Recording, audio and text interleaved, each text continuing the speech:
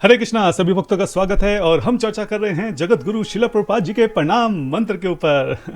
आज जो है हम दूसरी पंक्ति का जो तीसरा शब्द है स्वामिन, उसके ऊपर चर्चा करेंगे। ये 9वां भाग है।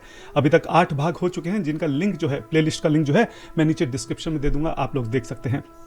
पहली पंक्ति में हमने देखा कि हम शिला प्रभुपाद जी की शरणागति लेते हैं। वो शिला प्रभुपाद जी जो वैकुंठ के निवासी हैं, वो शिला प्रभुपाद जो भगवान श्री कृष्ण के अत्यंत अंतरंग लाडले सखा हैं, प्रिय हैं, सेवक हैं और वो जो है इस भूमंडल के ऊपर विचरण करके जीवों का उद्धार कर रहे हैं। उन शिला प्रभुपाद जी को की मैं शरण लेता हूँ, ये हमने पहली पंक्ति में देखा। दूसरी पंक्ति में हमने देखा श्रीमते भक्ति वेदांत। श्रीमते वो श्रीमती राधा रानी के स्वयं जो हैं करुणा के स्वरूप हैं। भक्ति वेदांता वो भक्ति और ज्ञान दोनों की परिकाष्ठा हैं। और आज हम देखेंगे स्वामीन कि स्वामीन का जो है क्या अर्थ होता है। एक बार जल्दी से अपने जो गुरुजन हैं उनसे हम आज्ञा ले लेते हैं, उनका आशीर्वाद ले लेते हैं, ताकि इसके ऊपर हम जो है चर्चा कर सकें। ओम ज्ञानं तिमिरन्धस्य ज्ञानञ्जन शलाकया चक्षुरुन्मीलितं येन तस्मै श्री गुरवे नमः। गुरुवे गौरचंद्राय राधिकाय तदालये कृष्णाय कृष्ण भक्ताय तद्भक्ताय नमो नमः। हरे कृष्ण कृष्ण कृष्ण हरे हरे, हरे राम राम राम हरे हरे। हरे कृष्णा। तो आज हम लोग चर्चा करने वाले हैं स्वामिन शब्द के ऊपर। जो स्वामिन है वो 2 शब्दों से मिलकर बना है, स्वामिन। स्वा का अर्थ होता है मैं, मेरा, अपना और मिन का अर्थ होता है अधिकारी, यानी कि मालिक, ऑनर। तो स्वामिन यानी कि जो खुद अपना मालिक है, जो खुद अपना ओनर है, उसको स्वामी कहते हैं। जनरली लोगों को लगता है कि कोई या तो सन्यासी होगा या किसी मठ का, किसी मंदिर का अधिकारी होगा, उसको स्वामी कह देते हैं। ऐसा नहीं है। जो व्यक्ति भी खुद अपना मालिक है उसको स्वामी कहते हैं। इसका मतलब क्या है अपना मालिक होने का? जनरली हम देखते हैं कि इस दुनिया में जो लोग हैं उनको लगता है कि वो इस मकान के मालिक हैं, वो इस ज़मीन के मालिक हैं, वो इस दुकान के मालिक हैं, वो इस बिजनेस के मालिक हैं, अलग अलग वस्तुओं के, उनको लगता है कि वो मालिक हैं, वो ओन करते हैं। कई बार जो है जब फ़ोन आता है किसी क्रेडिट कार्ड का, इंश्योरेंस कंपनी का, हाँ, वो पूछते हैं are you the owner of your house? तो लोग बहुत गर्व से कहते हैं कि yes I am the owner, मैं ओनर हूँ, बताइए। लोन लेना होता है तो पूछते लोन तभी मिलेगा जब आप खुद अपने घर के मालिक हों। तो लोग कहते हैं हाँ, हम इस घर के मालिक हैं। बात यह है कि जितनी भी वस्तुएं हैं, घर, दुकान, मकान, हाँ, ये सब चीज़ें जो है रेंट के ऊपर हैं। हम किसी भी वस्तु के मालिक नहीं हैं। मालिक तो केवल कृष्ण ही हैं। वो बोलते हैं भगवत गीता में 5.29 में क्या बोलते हैं? सर्वलोके महेश्वरम, कि वो जो है इस पूरे भौतिक संसार के महेश्वर हैं, एकमात्र मालिक हैं। और इस संसार की हर एक वस्तु जो है हम केवल रेंट के ऊपर यूज़ कर रहे हैं। जैसे अगर कोई व्यक्ति रेंट के ऊपर रहता है, मान लो 2, 4, 5 साल से रह रहा है, तो धीरे धीरे उसको लगने लगता है कि वही इस घर का मालिक है। हाँ, लोगों को भी कई बार वो बताना शुरू कर दे कि अरे भाई हम ही इस घर के मालिक हैं। ऐसा नहीं है। मालिक नहीं है, आप केवल रेंट पे उस घर पे रह रहे हैं और किसी भी दिन मालिक आपको जो है आकर उस घर से निकाल सकता है। इनफैक्ट ये शरीर जिसके अंदर हम रह रहे हैं, शरीर भी रेंट का है। बल्कि आप ये समझिए कि जो भौतिक संसार में तो कई बार क्या होता है कि लीज होती है। अगर हम किसी घर में रह रहे हैं या कोई दुकान है तो 3 साल की, 5 साल की लीज साइन करते हैं कि 5 साल तक आप इसका इस्तेमाल कर सकते हैं। 5 साल के बाद या तो लीज रिन्यू होगी या फिर आपको इस जगह को छोड़ना पड़ेगा। हाँ, तो लीज होती है, एटलीस्ट उसमें कुछ कंफर्मेशन होती है कि कम से कम इतने समय तक मुझे यहाँ से कोई बाहर नहीं निकालेगा। लेकिन ये जो शरीर, जिस रेंट पे हम लोग रह रहे हैं, इसकी कोई लीज भी नहीं है। कोई भी क्षण जो है आखिरी क्षण हो सकता है। लोग सोचते हैं कि वो 70 साल तक जिएंगे, 80 साल तक जिएंगे, अरे अभी तो बहुत समय है। कल सुबह का सूरज देखेंगे कि नहीं देखेंगे, इस बात की भी कोई श्योरिटी नहीं है। पता नहीं है कि आज रात को सो पाएंगे कि नहीं सो पाएंगे। एक क्षण की जो है लीज यहाँ पे साइन नहीं हो रखी है। किसी भी क्षण, कोई भी क्षण, हार्ट अटैक पड़ता है, 1 सेकंड की बात है। तो हम जिस शरीर में रह रहे हैं उस शरीर के भी हम लोग मालिक नहीं हैं। इस भौतिक संसार की तो बहुत दूर की बात है। मृत्यु के समय सब चीज़ें छूट जानी हैं। जितनी भी मकान, दुकान, जायदाद, जमीन है, जो जितने को भी हम अपने आप को मालिक समझते हैं, ये शरीर जिसका हम अपने आप को मालिक समझते हैं, ये सब चीज़ें छूटनी तय है। प्रश्न सिर्फ इतना है कि कब छूटेगी, कितना समय है। भगवत गीता में भगवान जो है वो बताते हैं कि भूमि रपो नलो वायु खम मनो बुद्धि रेवच अहंकार इत्यम में भिन्न प्रकृति रष्टता। 7:4 में बताते हैं भगवत गीता में। भूमि रपो नलो वायु खम, 5 तो महाभूत हो गए, 5 महाभूत हो गए, धरती, आकाश, जल, वायु, अग्नि। उसके अलावा 3 जो है वो सटल एलिमेंट हैं, जैसे कि मन है, बुद्धि है, अहंकार है। इससे मिलकर हमारा ये शरीर बना है। आत्मा जो है इन सबसे परे है। मैं बात यहाँ पे बोलना चाह रहा हूँ, कई बार या ज़्यादातर जो भौतिक संसार में लोग हैं वो अपने आप को अपने मन के साथ आइडेंटिफाई करते हैं। मेरा मन कर रहा है कि मैं मूवी देख लूँ, मेरा मन कर रहा है कि मैं कुछ अच्छा खा लूँ, मेरा मन कर रहा है कि मैं ऐसा कर लूँ, वहाँ चला जाऊँ, ये कर लूँ। हाँ, तो मेरा मन कर रहा है, मैं नहीं कर रहा, मेरा मन कह रहा है कि ये सब करने के लिए तो जितनी भी हमारी इंद्रियां हैं, हम कुछ देखना चाहते हैं, कुछ सुनना चाहते हैं, कुछ बोलना चाहते हैं, कुछ छूना चाहते हैं, कुछ सूंघना चाहते हैं, ये जितनी भी हमारी इंद्रियां इस शरीर में हैं, हम जो है इस इंद्रियों के नौकर हैं एक्चुअली में। लेकिन लोगों को क्या लगता है कि वो इसके मालिक हैं। लोगों को लगता है कि फ्रीडम चाहिए, हमें फ्रीडम चाहिए, हम किसी के गुलाम बन के नहीं रह सकते, हम अपनी मर्जी के मालिक हैं। अपनी मर्जी के मालिक होने का क्या अर्थ है? अपनी मर्जी के मालिक होने का अर्थ है, लोग कहते हैं हम जहां मर्जी जा सकते हैं, जो मर्जी खा सकते हैं, जो मर्जी देख सकते हैं, हमें कोई रोकने टोकने वाला नहीं है, हमें कोई रोक नहीं सकता है, हमें कोई बताएगा नहीं कि हमें क्या करना है। हम अपनी मर्जी के मालिक हैं, जो हमारी इच्छा होगी हम वो करेंगे तो बाहर से देखने में ऐसा ही लगता है, सुनने में बोलने में ऐसा लगता है कि ये अपनी मर्जी के मालिक हैं, लेकिन बात यह है कि अपनी मर्जी के गुलाम हैं। क्योंकि वो जो मर्जी है वो आप नहीं है, वो हम नहीं है, हम अलग है, आत्मा अलग है। और जो मर्जी, जिसको मन को मर्जी बोल रहे हैं, जो मन है वो अलग है, जो इंद्रियां हैं वो अलग हैं। ये इंद्रियां जो है हमसे काम निकलवा रही हैं, ये बोल रही हैं हमको कि हमें कुछ अच्छा खिलाओ, हमें कुछ अच्छा दिखाओ, हमें कुछ अच्छा सुनाओ, हमें वहां लेके चलो, हमें ये करवाओ। ये इंद्रियां जो हैं, इंद्रिय के जो बेलगाम घोड़े हैं, वो हमको अपनी अपनी तरफ जो है खींच रहे हैं, और हम गुलाम की तरह जो है इन घोड़ों के पीछे पीछे इनको भाग रहे हैं। ये घोड़े जो हैं इंद्रियों के, ये बेलगाम है, ये हमारे कंट्रोल में नहीं है, और हमको लगता है कि हम अपनी मर्जी के मालिक हैं। ये घोड़े खींचे जा रहे हैं, रौंदे जा रहे हैं, पीछे पीछे घसीट रहे हैं इन घोड़ों के, हम इन इंद्रियों के, और अपने मन में सोच रहे हैं कि उनके मालिक नहीं है, गुलाम है, गुलाम। रौंदे जा रहे हैं, घसीटे जा रहे हैं इन इंद्रियों के द्वारा, इन घोड़े बेलगाम घोड़ों के द्वारा। तो जो व्यक्ति जो है, जो अपना मालिक होता है, जिसका अपनी इंद्रियों के ऊपर पूर्ण रूप से वश होता है, जो कंट्रोल करता है, जो अपने वश में रखता है इन बेलगाम घोड़ों की जो लगाम है जिसके वश में होती है, उसको स्वामिन बोलते हैं। वो नहीं करता कि जो उसकी इंद्रियां देखने के लिए बोलती हैं, कहने के लिए, सुनने के लिए, खाने के लिए, पीने के लिए, सूंघने के लिए, जो इंद्रियां खींचती हैं, वह व्यक्ति वो नहीं करता। वो करता है जो उसकी आत्मा चाहती है, और वो इंद्रियों को से वो करवाता है मैं दोबारा से बोलता हूं, ऐसा जो स्वामीन व्यक्ति है, वो अपनी इंद्रियों की इच्छाएं पूरी नहीं करता, वो अपनी इच्छाओं में इंद्रियों को लगाता है। अगर वो भगवान के विषय में सुनना चाहता है, हो सकता है कान सुनने से मना करें, लेकिन क्योंकि वो उसका मालिक है, वो उनको सुनवाता है। वो चाहता है कि वो केवल प्रसाद खाए, वो भगवान के प्रसाद के अलावा कुछ खाना नहीं चाहता। इंद्रियां कहती हैं कि हमें बाहर जाके वहां पे पिज्जा खाना है, हमें बाहर जाके गोलगप्पे खाने हैं, हमें जो है बाहर जाके कुछ और खाना है, लेकिन वो इंद्रियों की नहीं सुनता। इंद्रियों को उसकी सुननी पड़ती है। इंद्रियां जो है केवल भगवान का प्रसाद खाती हैं इंद्रियां कहती है कि हमें मूवी देखनी है, हमें यहां जाना है, वहां जाना है, वो इंद्रियों की बात नहीं मानता। इंद्रियों उसकी बात मानती हैं। वो बताएगा तुम्हें क्या देखना है, वो बताएगा अपनी इंद्रियों को तुम्हें क्या खाना है, क्या पहनना है, क्या सुनना है, क्या सूंघना है। इंद्रियां जो है उसके वश में होती है, इंद्रियां उसके हिसाब से चलती हैं। ऐसे व्यक्ति को जो है स्वामीन कहते हैं। ऐसा व्यक्ति जो पूरी समय जो है भगवान के चिंतन में, भगवान की सेवा में डूबा रहता है, ऐसा व्यक्ति जो अपनी सारी इंद्रियों को केवल और केवल भगवान की सेवा में लगाए रखता है, उसकी इंद्रियां गुलाम की तरह जो है उसकी बात सुनती हैं, मानती हैं, वही करती हैं जो वो करने के लिए कहता है। ऐसे व्यक्ति को जो है स्वामीन कहते हैं। और ये स्वामी जब अपनी परमहंस स्थिति में पहुंचते हैं, तो जो इंद्रियां हैं उनकी जो भौतिक जरूरतें हैं समय के साथ वो भी कम होना शुरू हो जाती हैं। जैसे भूख कम लगने लगती है, नींद कम आने लगती है। श्रील प्रभुपाद जी हम सब जानते हैं हार्डली 2 या 3 घंटे सोया करते थे, बहुत कम खाया करते थे। आप सोचिए कि लगातार वो अपनी लोकेशन चेंज करने, लगातार जो है वो ट्रैवल करा करते थे, यात्रा करा करते थे लगातार। आप सोचिए कि वातावरण जो है, जो मौसम है, जो वेदर है, वो चेंज हो रहा है, टेम्परेचर चेंज हो रहा है, खाना पीना जो वहाँ का है वो चेंज हो रहा है, और समय चेंज हो रहा है। कहीं पे दिन है तो दिन ही दिन चला जा रहा है। जहाँ पे दिन है, फ्लाइट करके दूसरी जगह पहुंचे, वहाँ पे भी दिन है। मंगल आरती यहाँ पे भी हो रही है, फ्लाइट करके पहुंचे, जहाँ पहुंचे वहाँ भी मंगल आरती हो रही है। कहीं कहीं दिनों तक दिन ही चल रहा है, कहीं कहीं दिनों तक रात ही रात चली जा रही है। आप सोचिए कि शरीर किस कदर जो है टूटता होगा, किस कदर जो है शरीर के ऊपर एक तरह से यातना है ये, इस तरह से ट्रैवल करना आज भी हम जानते हैं जो श्रील प्रभुपाद जी के शिष्य हैं, जैसे जयपताका महाराज हैं, गोपाल कृष्ण महाराज, जितने भी सब वरिष्ठ शिष्य हैं श्रील प्रभुपाद जी के, हम देखते हैं कि वो किस तरीके से ट्रैवल करते हैं। ये जो ट्रैवल करना है, ये शरीर को यातना देने के समान है। और हम देखते हैं कि श्रील प्रभुपाद जी जिस तरीके से यात्रा करते थे, ट्रैवल करा करते थे, कभी ऐसा नहीं होता था कि उनको जेट लैग आ रहा है। ऐसा नहीं कि भाई इतनी लंबी यात्रा के बाद आए हैं, जो है अभी पूरा जो समय है वो बदल गया है, तो अभी नींद आ रही है, थकावट हो रही है, जेट लैग महसूस हो रहा है। कभी ऐसा नहीं होता था। श्रील प्रभुपाद जी पहुंचते ही जो है वहां पे फिर से एक्टिव रहते थे, कहाँ क्लास देनी है, कहाँ मीटिंग है, कहाँ क्या है, इस तरीके से रहा करते थे। तो जो इंद्रियों की मूलभूत जरूरतें हैं वो भी जो है कम हो जाती हैं। एक बड़ा अच्छा लीला आती है, मैं रिमेंबरिंग श्रील प्रभुपाद सुन रहा था, उसमें पुष्टा कृष्ण प्रभु जो हैं वो बताते हैं, मिड 70s की बात है, 1970s की। तो वो रोज जो है मॉर्निंग वॉक के लिए जाया करते थे श्रील प्रभुपाद जी के साथ बीच के ऊपर। तो एक दिन क्या होता है कि दिन के समय जो है उनकी गाड़ी का एक्सीडेंट होता है, बहुत भयंकर एक्सीडेंट होता है, मरते मरते बचते हैं। कई जगह जो है जो पुष्टा कृष्ण प्रभु थे उनके साथ ब्रह्मानंद प्रभु भी थे, हम सब जानते हैं ब्रह्मानंद प्रभु एकदम लंबे चौड़े बिल्कुल पहलवान की तरह थे।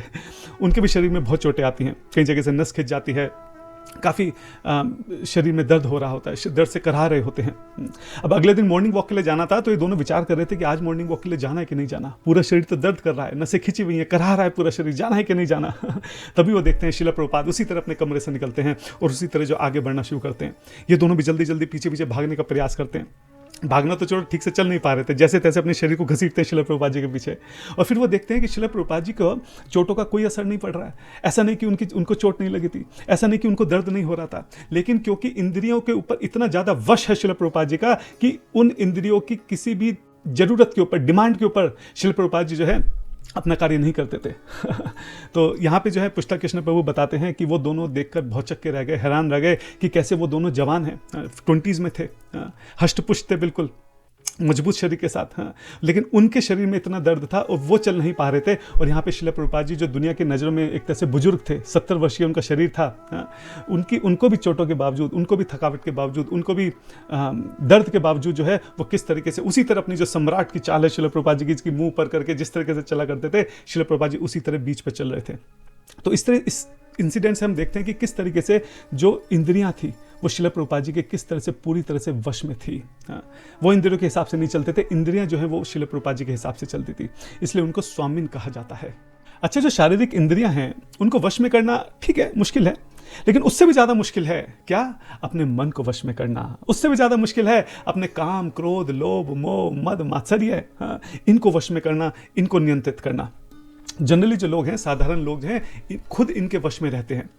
हाँ, अपना जो रिमोट है वो दुनिया के हाथ में देके रखते हैं। जरा सा कोई तारीफ कर दे, जरा सा कोई सम्मान कर दे, अरे आप कितना अच्छा बोलते हैं, अरे आप कितना अच्छा दिखते हैं, अरे आप कितने बुद्धिमान हैं, अरे इतनी बड़ी कंपनी के आप मालिक हैं, इतनी बड़े पद पर हैं। हाँ, जरा सा कोई किसी भी चीज़ की थोड़ी तारीफ कर दे, इंसान एकदम फूला नहीं समाता। हाँ, खुशी से जो है एकदम छाती जो है चौड़ी हो जाती है। हाँ, और जरा कोई अपमान कर दे किसी बात पे, जरा जो है किसी इंसान की पूंछ थोड़ी कम हो जाए, हाँ, एकदम क्रोध से बिल्कुल तिल मिला जाते हैं लोग। तो ये जो अपना कंट्रोल है ये दुनिया के हाथ में देके रखते हैं। दुनिया डिसाइड करेगी कि तुम्हें खुश रहना है, प्रसन्न रहना है या क्रोध में रहना है।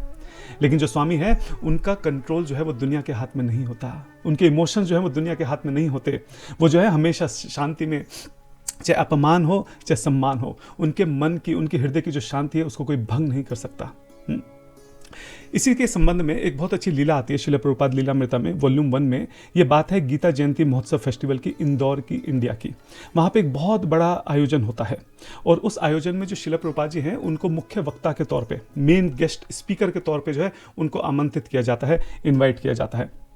शिला प्रभुपाद जी जो अपने शिष्यों के साथ आते हैं, मंच पर उनका स्वागत होता है, मंच पर उनको बिठाया जाता है और जब बोलने का समय आता है तो माइक किसी और के हाथ में दे दिया जाता है और वह व्यक्ति जो है वहाँ पे बोलना शुरू कर देता है। अब आप देखें तो ये बहुत बड़ा अपमान है। जगत जो आपके मंच के ऊपर इतने बड़े जगत गुरु बैठे हैं, इतने बड़े महापुरुष आपके मंच के ऊपर बैठे हुए हैं और उनके सामने कोई और व्यक्ति जो है वो बोल रहा है। ये बहुत बड़ा अपमान है देखा जाए तो। लेकिन शिला प्रभुपाद जी को अगर हम देखें तो वहाँ वो कोई क्रोध नहीं करते हैं।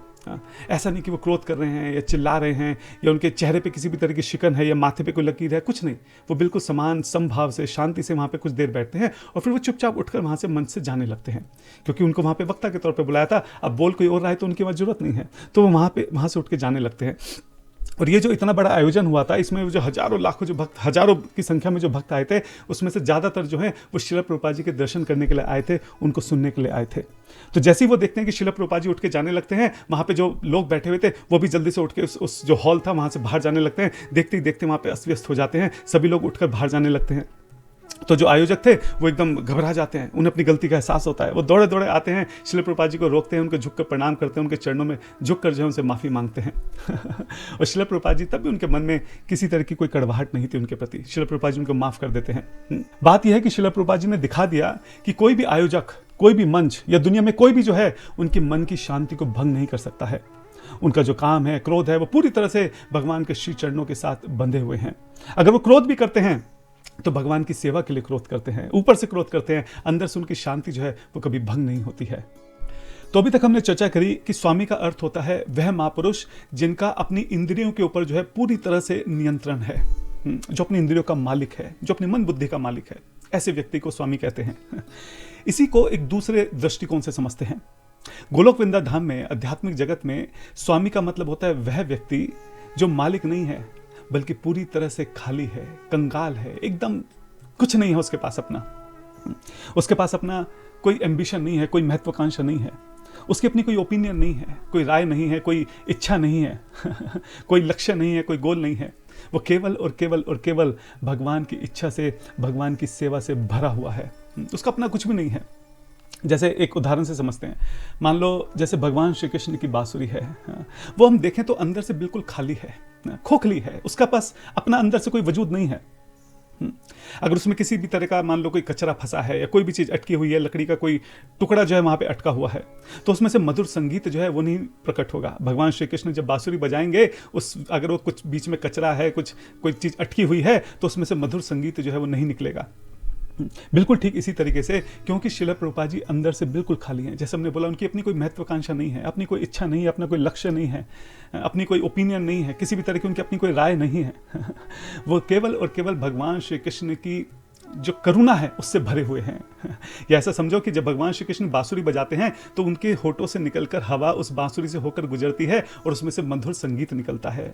बिल्कुल ठीक इसी तरीके से, क्योंकि श्रील प्रभुपाद जी अंदर से बिल्कुल खाली हैं, उनका अपना कुछ नहीं है, इसलिए भगवान श्री कृष्ण की जीवों के प्रति जो करुणा है वो उनके अंदर से होकर इतनी सुंदरता से निकल रही है कि श्रील प्रभुपाद जी जो है पूरी दुनिया में सभी जीवों के ऊपर भगवान की करुणा को बरसा रहे हैं। इतना मधुर संगीत निकल रहा है, पूरी दुनिया को भगवान श्री कृष्ण की धुन के ऊपर, उनके नाम के ऊपर नचा रहे हैं।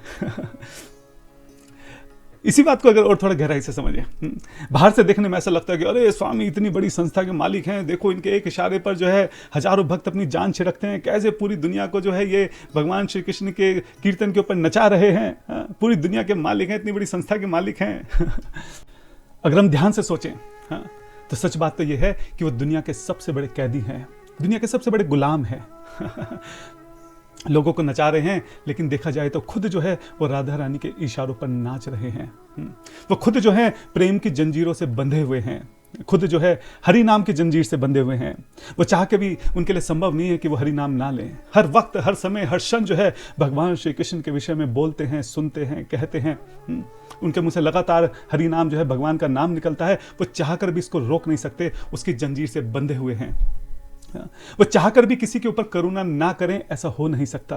भगवान की करुणा शक्ति से ऐसे बंधे हुए हैं कि जीवों के प्रति जो उनके हृदय में दया है, जो करुणा है, वो चाह के भी उसको रोक नहीं सकते। बंधे हुए हैं, जंजीरों से बंधे हुए हैं, गुलाम हैं। देखा जाए तो पूरी दुनिया को नचा रहे हैं, लेकिन सच बात तो यह है कि वो स्वयं राधा रानी के इशारों पर नाच रहे हैं।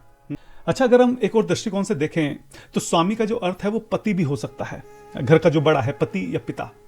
अभी बड़ी अजीब सी बात है कि कोई सन्यासी है, उसको हम पति कैसे कह सकते हैं?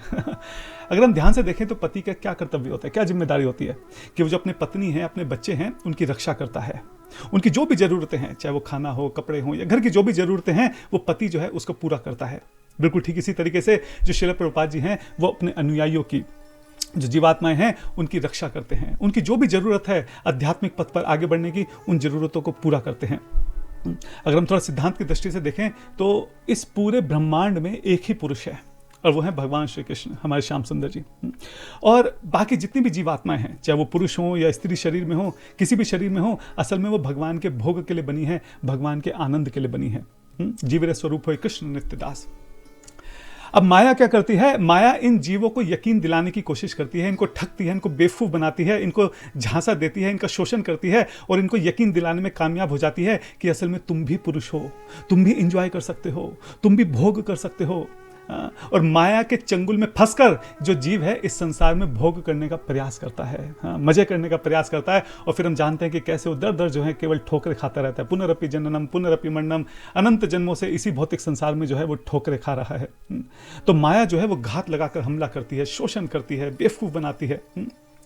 तो जैसे पति जो है वो अपनी पत्नी और बच्चों की रक्षा करता है, बिल्कुल ठीक इसी प्रकार श्रील प्रभुपाद जी भी हमारे पति, हमारे पिता की तरह हैं, जो माया से हमारी रक्षा करते हैं।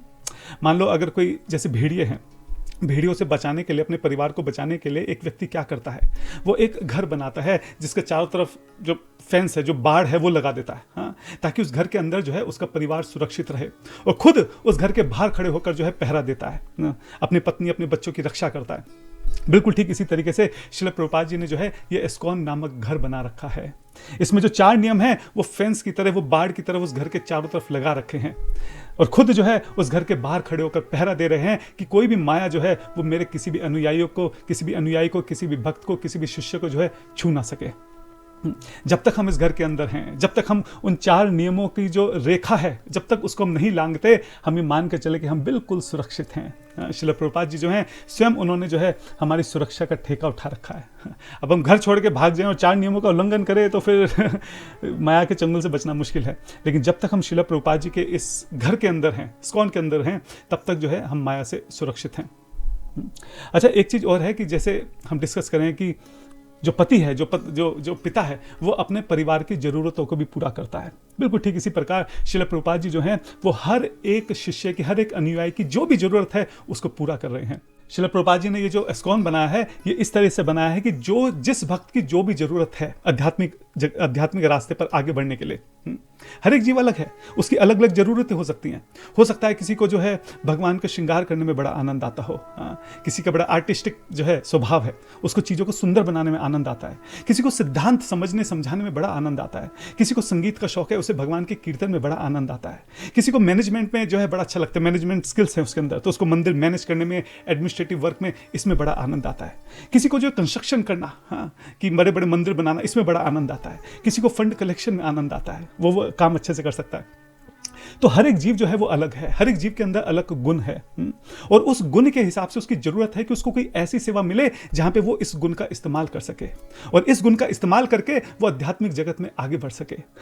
तो श्रील प्रभुपाद जी ने ये जो संस्था बनाई है, इसमें इतनी सेवाएं हैं और इतनी वैराइटीज ऑफ सेवाएं हैं कि किसी भी जीव की, किसी भी शिष्य की जो भी जरूरत है, जो भी उसका गुण है, जो भी उस चाहता है, जिस चीज में भी उसको आनंद आता है, जो भी करने की उसकी इच्छा होती है, वो सारी जरूरतें उसकी इस संस्था के अंदर पूरी हो सकती हैं।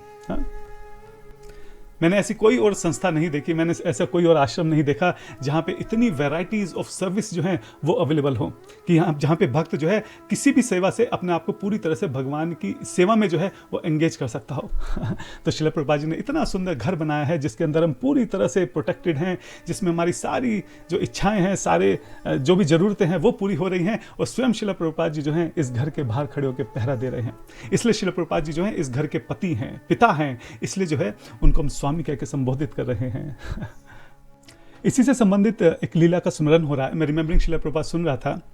एक बार श्रील प्रभुपाद जी जो हैं वो अपने वेस्टर्न डिवोटीज के साथ भारत में रेल में सफर कर रहे थे। तो उसमें से कुछ यंग लड़कियां जो हैं, वो पहली बार भारत आई थी, और उनको फर्स्ट क्लास डिब्बे में जो है उनकी सीट अलॉट हो गई थी। और वहीं पे कुछ ऐसे बड़े बड़े सन्यासी थे, बड़े बड़े प्रचारक थे, वरिष्ठ भक्त थे, कुछ ऐसे भक्त थे, महत्वपूर्ण भक्त ऐसे थे जिनको कम सुविधाओं वाले डिब्बे में जो है जगह मिली थी। तो कुछ वरिष्ठ भक्त जो हैं प्रभुपाद जी के पास आते हैं और अपनी जो मैनेजमेंट वाला तर्क है उसको लगाकर बोलते हैं कि श्रील प्रभुपाद, ये जो यंग लड़कियां हैं, छोटे छोटे बच्चे हैं, इनको तो हम वहाँ पे शिफ्ट कर देते हैं, और वो जो बड़े बड़े सन्यासी हैं, इतने स्टार प्रचारक हैं, महत्वपूर्ण भक्त हैं, एक काम करते हैं, उनको ज़्यादा सुविधाएं हमको देनी चाहिए, तो उनको हम फर्स्ट क्लास डिब्बे में शिफ्ट कर देते हैं, हमको ऐसा करना चाहिए। अब कोई हो तो सोचे कि हाँ भाई देखो, बात तो सही है, बड़े बड़े सन्यासी हैं, इन्होंने इतना सेवा करते हैं, इतने बड़े बड़े रिस्पॉन्सिबिलिटी, जिम्मेदारी उन लोगों ने उठा रखी है, तो उनको ज़्यादा सुविधाएं देनी चाहिए। तो हाँ, बात तो सही है, उनको फर्स्ट डिब्बे में शिफ्ट कर देना चाहिए। कोई होता तो ऐसा सोचता, लेकिन श्रील प्रभुपाद जी ने क्या बोला? श्रील प्रभुपाद जी ने कहा कि नहीं, बिल्कुल नहीं, ये जो लड़कियां हैं ये पहली बार भारत आई हैं, ये भारत के तौर तरीकों से, यहाँ के लोगों से, यहाँ की भीड़ से, यहाँ की लैंग्वेज से, इन सब से परिचित नहीं है। और जो पिछले जो कम सुविधाओं वाले डिब्बे हैं, सेकंड क्लास या जो भी हैं, वहाँ पे हो सकता है कि ये उतना कंफर्टेबल ना रहे। और ये जो है मेरी जिम्मेदारी पर आई हैं, ये मेरा हाथ पकड़कर यहाँ पे आई हैं, इनकी रक्षा करना जो है वो मेरा कर्तव्य है। ये मेरे साथ आई हैं और मेरे साथ ही जाएंगी। कोई बात नहीं अगर सन्यासी जो हैं वो दूसरे डिब्बों में रह जाएं, लेकिन हम सबकी जिम्मेदारी है कि मेक श्योर करें कि इन लड़कियों को किसी तरह की असुविधा ना हो, किसी तरह की दिक्कत ना हो। भगवान ने इनको हमारी जिम्मेदारी पर भेजा है, ये हमारी रिस्पॉन्सिबिलिटी है कि हम पूरी तरह से इनका ध्यान रखें। तो यहाँ पे हम देखते हैं कि श्रील प्रभुपाद जी किस तरह से एक पिता की तरह, जैसे पिता अपने छोटे बच्चों का ध्यान रखता है, इस तरीके से अपने हर एक शिष्य का, अपने हर एक अनुयायी का, हर एक भक्त का जो है इस तरह से ध्यान रखा करते थे। इसलिए उनको जो है हम स्वामी करके बुलाते हैं। स्वामी शब्द के पीछे एक और गहरा भाव है, उसके ऊपर चर्चा करते हैं और फिर आज की कथा को विराम देंगे। हमने देखा कि कैसे जो लोग हैं उनकी नज़रों में सन्यासी कौन होता है। उनकी नज़रों में सन्यासी वो है जो अपने घर परिवार को छोड़ देता है, जो धन दौलत रुपया पैसा सब कुछ छोड़कर वैरागी हो जाता है, सन्यास ले लेता है, रिनंसिएशन ले लेता है, उसको जो है सन्यासी कहते हैं। लेकिन एक स्वामी की दृष्टि में सन्यासी कौन है? एक स्वामी की दृष्टि से देखा जाए, थोड़ा गहराई से इस चीज को समझा जाए तो सही असली में सन्यासी कौन है? सन्यासी वो है जो भगवान की सेवा से पीछे हटने के अधिकार को छोड़ देता है। यानी कि वो किसी भी स्थिति में, किसी भी परिस्थिति में भगवान की सेवा से पीछे नहीं हटता है। अपने जीवन के अंतिम क्षण तक, अपने जीवन की, अपने खून की आखिरी बूंद तक जो है वो भगवान की सेवा में लगा रहता है। कई बार क्या होता है, कई साल सेवा करने के बाद जो वरिष्ठ भक्त हैं उनके अंदर कहीं ना कहीं ये भाव आने लगता है कि अरे पूरा जीवन इतना सेवा करा है, पूरा जीवन जो है हमने इतना घिसा है, पूरा जीवन जो है देखो हमने कितने मंदिर बनाए हैं, कितने भक्तों को यहाँ पे बनाया है, कितनी सेवाएं हमने अलग अलग तरीके से दी हैं, अब ये शरीर बूढ़ा हो चला है, अब इसमें इतनी ताकत नहीं बची है, चलो वृंदावन चलते हैं, वहाँ जाकर जो है कोई कुटिया बनाकर वहाँ पे भजन करेंगे, वहाँ पे हरिनाम का जप करेंगे। इस तरह का भाव जो है वो मन में आने लगता है। तो ये जो सेवा से पीछे हटने का भाव है, ये जो अधिकार है कि मैं छोड़ देता हूं, इस अधिकार को जो है एक सही सन्यासी जो है इस अधिकार से रिनंसिएशन ले लेता है, इस अधिकार को छोड़ देता है। कहने का मतलब है कि he gives up the right to quit, वो क्विट करने का जो राइट है, अधिकार है, उसको छोड़ देता है। हम देखते हैं कि भौतिक संसार में लोग जो हैं जब वो बूढ़े हो जाते हैं तो अपने शरीर का ऐसे ध्यान रखते हैं जैसे किसी म्यूजियम में मूर्ति का रखा जाता है, ताकि उस शरीर को प्रिजर्व करा जा सके, उसका ध्यान रखा जा सके, ताकि शरीर लंबे समय तक चल सके, उनकी आयु लंबी हो सके। और यहाँ पे हम देखते हैं श्रील प्रभुपाद जी ने किस तरीके से अपने शरीर को घमा है, घिसा है, झोंका है। जैसे ईंधन यूज करते हैं ना, फ्यूल, फ्यूल जो है उसको डाला जाता है आग में ताकि अग्नि तेज प्रवाहित हो सके। तो अग्नि तेज तो होती है, प्रकाश तो बढ़ता है, लेकिन जो फ्यूल है, जो ईंधन है, वो अपने पूरा खप जाता है, वो पूरा यूज हो जाता है, झुलस जाता है।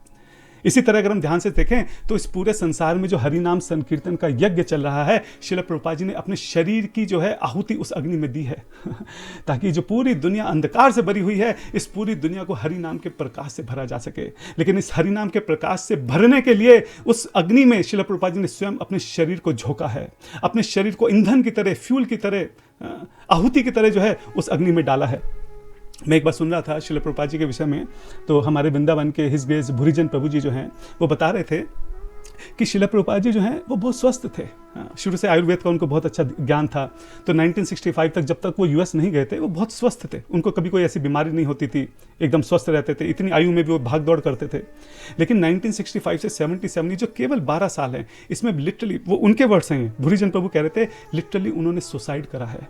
जिस तरीके से उन्होंने अपने शरीर को घमा है, घिसा है, झोंका है, रगड़ा है, घिसे हैं, जिस तरीके से वो दिन रात जिस तरीके से भागे अपने शरीर की परवाह करे बिना, बिना कुछ खाए, बिना कुछ सोए, जिस तरीके से शरीर का उन्होंने कंज्यूम करा अपने शरीर को, that was literally a suicide, एक सुसाइड करने के समान था वो। इस तरीके से श्रील प्रभुपाद जी ने अपने शरीर को घमा है। तो जो स्वामी है वो अपने सेवा के से पीछे हटने के अधिकार को छोड़ देता है। और हमने श्रील प्रभुपाद जी को तो नहीं देखा, लेकिन उनके शिष्यों को तो हम आज भी देख रहे हैं, वो किस तरीके से अपने शरीर को घिस रहे हैं। परम पूज्य गोपाल कृष्ण महाराज जी जो हैं, उनसे बहुत प्रार्थना की गई कि महाराज जी बस, अब बस कीजिए, अब नहीं होता है। उनसे चला नहीं जाता था, ठीक से बोला नहीं जा रहा था, इतनी आयु हो चुकी थी, उन्होंने भी पूरा जीवन अपने शरीर को घिसा था। तो उनसे भक्त प्रार्थना करते थे, महाराज जी अब तो आप बैठ जाइए, अब हम सब संभाल लेंगे, अब आप बैठ के केवल हरिनाम कीजिए, आप हमें आशीर्वाद दीजिए, अब आप इतना यात्रा मत कीजिए, इतना ट्रेवल मत कीजिए, इतना वर्कलोड मत लीजिए, इतनी टेंशन ये सब आप मत लीजिए, आप बस आप थोड़ा आराम कीजिए, अपने शरीर का ध्यान रखिए। महाराज ने कहा कि नहीं, I want to die in the battlefield, मैं युद्ध भूमि में मरना पसंद करूंगा, अपने आखिरी क्षण तक, अपने जीवन की आखिरी खून की आखिरी बूंद तक जो है मैं माया से लड़ाई करूंगा, हाँ, और उसी बैटल फील्ड में मैं अपनी जान दूंगा। और वही हुआ, वही हुआ।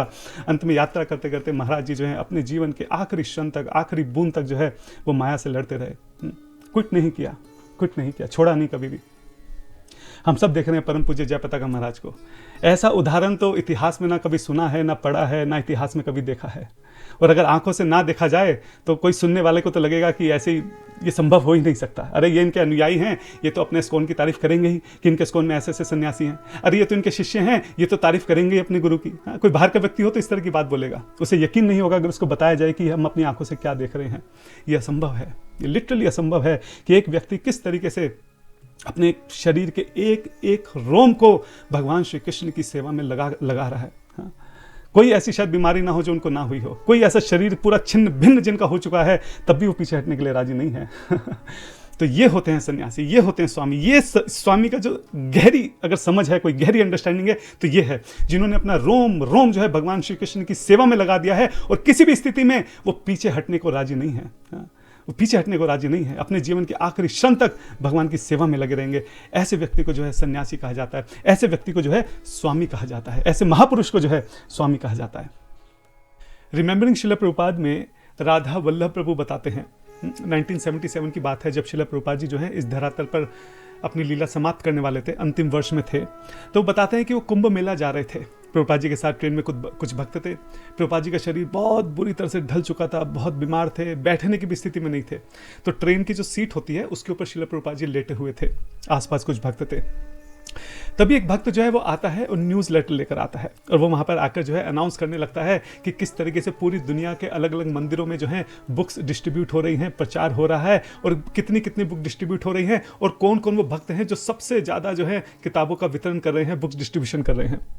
जैसे ही शिला प्रभुपाद जी सुनते हैं, पहले उनकी आंखें बंद थी, लेटे हुए थे, अचानक से उनकी आंखें खुल जाती हैं, एकदम से उनके चेहरे पे जो है स्माइल आ जाती है, एकदम से वो उठ के बैठने की कोशिश करते हैं। शरीर इतना कमजोर हो गया था कि उठ के बैठ नहीं पा रहे थे। डिवोटी जो है वो सहारा देते हैं, किसी तरह से शिला प्रभुपाद बैठते हैं। अपने एकदम उनके हाथ कांप रहे थे, वो न्यूज़ लेटर मांगते हैं उनके हाथ में न्यूज़ लेटर बैठते हैं और बहुत खुश होकर स्माइल से एक एक देखने लगते हैं कि कौन से मंदिर में कितनी बुक्स गई हैं, कौन वो भक्त हैं जो सबसे ज़्यादा बुक डिस्ट्रीब्यूट कर रहे हैं। शिला प्रभुपाद बहुत खुश हो जाते हैं। वहाँ पे शिला प्रभुपाद क्या बोलते हैं, this is what gives me life. ये जो खबर है, जब भी मैं ये देखता हूँ कि किस तरीके से हरि नाम का प्रचार हो रहा है, किस तरीके से गौर वाणी का प्रचार हो रहा है, जब भी मैं ये देखता हूँ मेरे शरीर को बहुत ऊर्जा मिल जाती है, मुझे बहुत प्रसन्नता होती है। शिला प्रभुपाद जी का जो शरीर है उसकी ऊर्जा खाने पीने से नहीं आती थी, उसकी ऊर्जा दवाइयों से नहीं आती थी, उसकी ऊर्जा जो है वो इस तरह की जो न्यूज़ होती थी कि किस तरीके से गौरवाणी का प्रचार हो रहा है, चारों दिशाओं में जो है बुक डिस्ट्रीब्यूट हो रही है, भक्त जो है दिन रात सड़कों पे हरि नाम संकीर्तन कर रहे हैं, किताबों का वितरण कर रहे हैं। इस तरह की जब वो न्यूज़ सुना करते थे तो इस तरह की उनके पूरे शरीर जो है ऊर्जा से भर जाया करता था तो वही हम बात कर रहे हैं कि इस स्थिति में भी आप देखिए शिला प्रभुपाद जी जो है अपने शरीर की ऊर्जा की जो उनकी शक्ति है शरीर की, उसकी आखिरी बूंद तक जो है वो इस बात में खर्च कर रहे हैं कि किस तरीके से गौरवाणी का प्रचार हो सके, पूरे ब्रह्मांड में जो है कृष्ण भावनामृत का प्रचार हो सके। ईंधन की तरह, फ्यूल की तरह जो है उन्होंने अपने शरीर को खर्च कर दिया है और ईंधन के बाद भी जो अंत में राख बनती है, उस राख में से भी जो है हरे कृष्णा की खुशबू आ रही है ऐसे थे हमारे शिला प्रभुपाद, इसलिए उनको जो है स्वामी करके संबोधित किया जाता है। इसी तरह जब हम शिला प्रभुपाद लीलामृता पढ़ते हैं, जहाँ पे शिला प्रभुपाद जी के प्राकट्य लीला के अंतिम क्षणों के विषय में बताया गया है, वॉल्यूम 2 चैप्टर 55, तो वहाँ पे हम देखते हैं कि कैसे शिला प्रभुपाद जी जो हैं वो कृष्ण बलराम मंदिर के कमरे में बेड के ऊपर लेटे हुए हैं। किस तरह उनका शरीर जो है बहुत कमज़ोर हो गया है, उन्होंने खाना पीना त्याग दिया है, पूरा शरीर जो है दर्द से कराह रहा है और ऐसी स्थिति में वो श्रीमद् भागवत के तात्पर्यों का व्याख्यान कर रहे हैं। ऐसी स्थिति में वो अपने जो भक्त हैं, अपने जो शिष्य हैं, उनका मार्गदर्शन कर रहे हैं लीलामृता में मेंशन है कि एक भक्त देख के बोलता है कि ये तो ऐसा लगता है कि जैसे भीष्म पितामह का स्मरण हो जाता है प्रभुपाद जी को देखकर, जैसे भीष्म पितामह जो थे वो किस तरह से बानों की शैया पर पड़े हुए थे, किस तरह से पूरा शरीर जो था दर्द से कराह रहा था, पूरे शरीर में पीड़ा थी।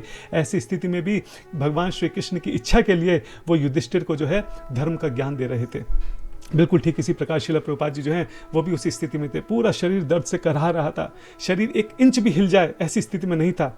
और उस स्थिति में उस स्थिति में जो शिला प्रभुपाद जी हैं वो अपने शिष्यों को भागवतम का तात्पर्य दे रहे हैं, उनका मार्गदर्शन कर रहे हैं।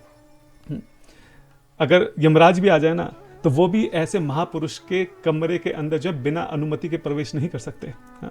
वहाँ पे भक्त बताते हैं, लीलामृता में लिखा है, क्या बोलते हैं कि ऐसा लगता था शिला प्रभुपाद जी जो हैं अपने अंतिम समय में अपनी लीला को समाप्त करने का जो समय है उसको बढ़ाते जा रहे हैं, उसको पोस्टपोन कर रहे हैं। ऐसा लगता था कि वो चाहते हैं कि वो और ज़्यादा, जितना ज़्यादा हो सके अपने शिष्यों का मार्गदर्शन कर सकें, जितना ज़्यादा हो सके उनके साथ प्रेम का आदान प्रदान कर सकें, जितने ज़्यादा हो सके उनसे प्रेम कर सकें, उनको समझा सकें कि वो इस पथ के ऊपर कैसे आगे बढ़ सकते हैं। ऐसी स्थिति में जब एक शब्द उनके मुँह से निकलना मुश्किल हो रहा था। आई होप आप सब ने वो वीडियो देखी होगी, शिला प्रभुपाद जी की जो एक रिकॉर्डेड वीडियो है अक्टूबर 1977 की, जिसमें वो अपने बेड पे लेटकर जो है भागवतम का व्याख्यान कर रहे हैं। कॉपीराइट इशू ना हो, मैं यहाँ पे कुछ सेकंड के लिए उस वीडियो को चला देता हूँ, लेकिन आप यूट्यूब में जाके सर्च कीजिएगा, आप वो वीडियो एक बार देखिएगा। अगर आपकी आंखें आंसुओं से ना भर जाएं तो मुझको बताइएगा। मैं यहाँ पे वो वीडियो चलाता हूँ थोड़ा सा।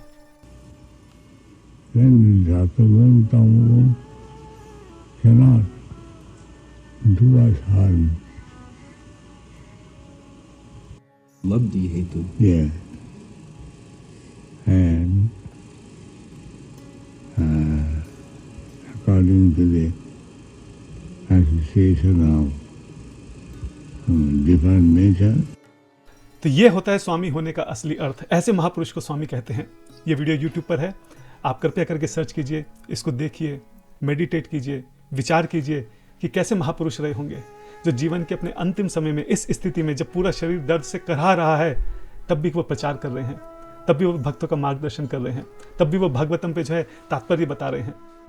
तो आज की कथा को यहीं पे विराम देते हैं और अगले भाग में हम लोग जो नेक्स्ट अगला शब्द है इति नामिने, हाँ, उसके ऊपर हम लोग चर्चा करेंगे। जो इति है उसका बड़ा गहरा अर्थ निकलता है। इति बोलने से जो है आप ये समझिए प्रभुपाद जी की जो एक छवि है वो पूरी तरह से सिक्योर हो गई है। उसको कोई धूमिल नहीं कर सकता है, कोई अपनी मन घड़न कहानियां नहीं बना सकता है, अपनी मन मर्जी के मतलब नहीं प्रभुपाद जी के ऊपर डाल सकता है। हाँ, इस विषय में हम लोग जो है विस्तार से चर्चा करेंगे अगले भाग के अंदर। आज की कथा को यहीं पर हम विराम देते हैं। श्रील प्रभुपाद की जय, गौर भक्तविंद की जय। हरे कृष्णा।